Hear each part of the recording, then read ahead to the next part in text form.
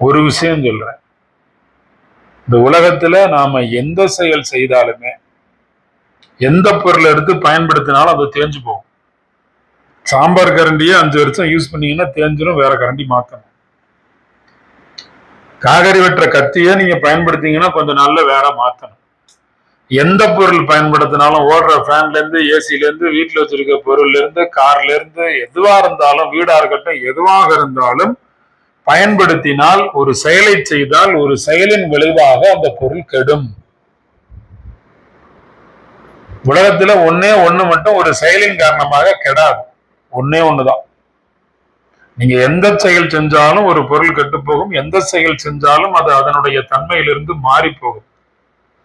எந்த செயல் எந்த செயல்னால உங்களுக்கு புதுப்பித்தல் நடக்கும் அப்படின்னா, தூக்கம் என்கிற ஒரு செயல்.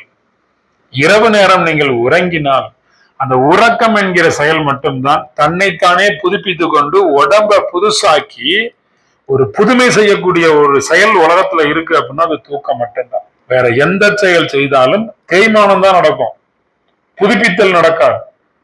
தூக்கம் என்கிற செயல் மட்டும்தான் புதுப்பித்தல் என்பது நடக்கும்.